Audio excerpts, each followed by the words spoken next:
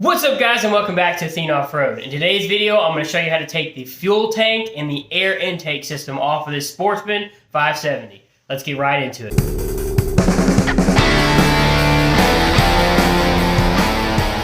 Okay, these are the tools we're going to need. You're going to need a flathead.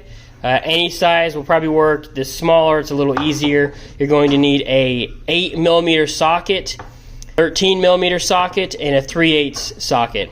Now, you don't have to use these extended sockets. You could use regular size. It should work fine. And you also need a Phillips head screwdriver. I'm going to start with the air intake because, in my opinion, it's a little easier. It's easier to access right now. Yesterday, we took off all the plastics. So today, we're taking off the intake so you have access to the motor along with the fuel tank and the head unit gauge cluster. So first thing, obviously, real simple. Pop your air lid box off. And you have access to your air filter and everything else in here which you will need access to. You're going to need a flathead to loosen your air filter. These little pipe clamp things. Just spin it loose and your air filter should come off. Pretty easy. Next, you're going to take a 3/8 socket and undo these two bolts on either side of the air box. Next, take a flathead and loosen this pipe clamp, hose clamp here on the outside of the throttle body. It should loosen that up some. Should come off like that. And now you have your breather hose down here. And if you can slide a flathead in between this hose and the tube right here, it should start to pull off like that, and your air box is off. Okay, next is loosen this, and it should slip off of here. We may have to unplug some things, but see, it just kind of slips off. Also, as a reminder, always put bolts back where they go if you have the ability to do so. These were the air box bolts. I'm going to screw them back in so that I don't lose track of them. Okay, so these two bolts here, this one and the one underneath over here, are size 13. I was able to actually get this one off pretty quickly with a impact.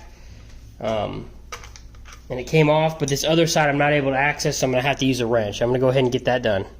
Okay, so I cannot access that with a wrench. Looks like I'm going to have to take this, looks like a MAF sensor. I'm not sure exactly what that is, but it takes an 8mm, so I'm going to zip this off,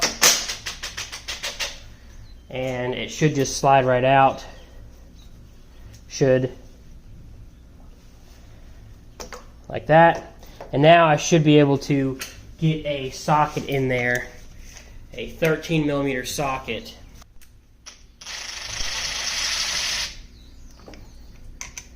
Okay, this piece is now out. I'm going to go ahead and put this sensor back in so we don't lose track of it, along with the bolt.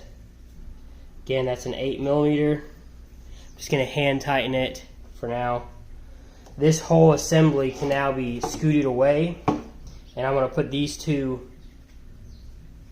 bolts back in here.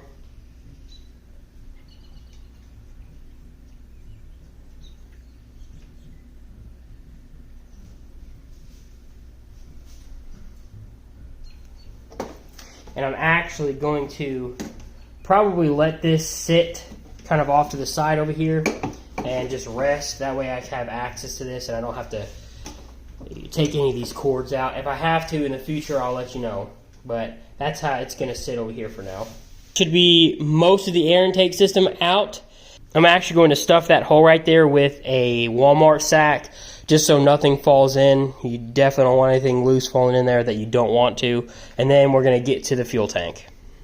Okay, from past experience, I know that I'm going to have to remove all this head unit stuff to get the fuel tank out. So we're going to go ahead and start removing this. There's 3 screws, Phillips head screws, 1, 2, and 3 on the other side. We're going to go ahead and remove those.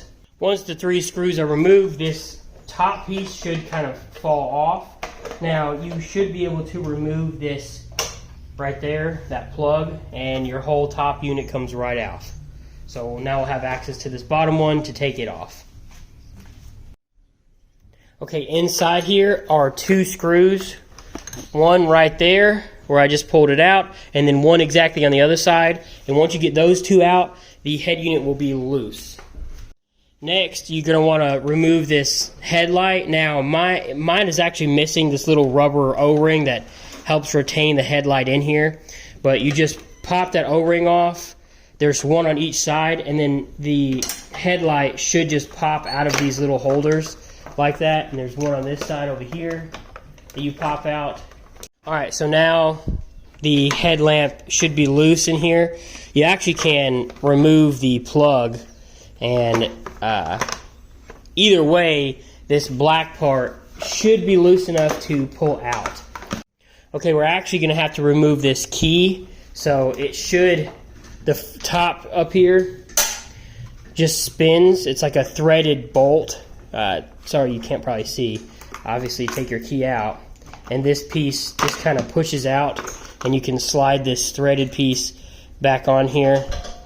And then now, this piece hopefully should slide out like that. The 12 volt, your cigarette lighter is still connected. It's got 2 connections. These just wiggle off, and your black head unit piece is now off. I would recommend removing your headlight so it doesn't get all scratched up. It's the same process. There's a little clip holding it. You just undo the clip, and it should pop right out. Okay, you pry these 2 black pieces off, and your headlight slips off. Okay, next step to get this fuel tank off. Now that we have that head unit off, the fuel rail here, this fuel injector, there's a little blue clip. You gotta just pry this off of here and slide it back, and this should wiggle off. And you might get some fuel here, so let's get a rag. Okay, we got a rag. Let's slide this off. No fuel, so we're good to go. There's a little bit of fuel dripping, so that's okay. That's all, we got the rag. Okay, next we're going to remove these 2 bolts on each side of the fuel tank. They're 3/8, so we can zip these off. Don't lose these brackets. These hold your seat in and your front plastics. So now your fuel tank should be loose. There's a couple more hoses we're going to worry about. I think just one actually. It looks like it's an overflow hose. It should just be able to pull off. Just wiggle it off. Twist it if you can. Like that. And your fuel tank should technically be loose, I believe. Actually, sorry, there's one more cord up here where your fuel pump is. So we're going to have to pop this off and wiggle it out like that. Now it should be loose. It'd be nice if your fuel tank was drained most of the way. Unfortunately, this one is not, so it's kind of heavy. But that's your fuel tank off. Now that your fuel tank is off, you can... I'm going to set these brackets to the side, but I'm going to put the bolts back in place where they go. That way, again, so I don't lose them. Okay, so now you can see the air intake system is removed, the fuel tank is removed. We have easy access to the top of the motor here, the head, the cylinder, the valves, anything we need to check. This is how you're going to access it. It's way easier this way to have everything removed, and instead of taking the whole motor out. So that's it for this video. Okay guys, that's the end of the video. It's pretty easy to take the fuel and air system off of this thing. It should be a pretty quick video for you. If it helped you out, please don't forget to hit the like button. And if you want to see what happens next to this thing, hit the subscribe button. Thank you guys for watching. Have a good one.